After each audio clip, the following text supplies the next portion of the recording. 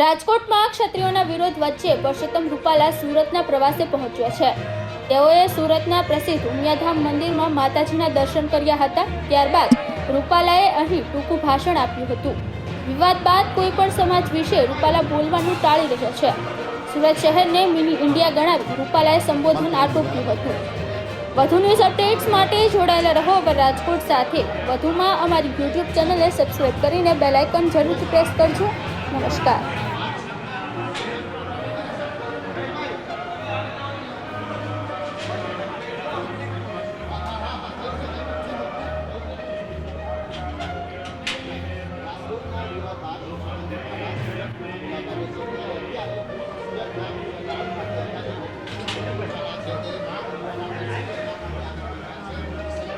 Mal pendiente.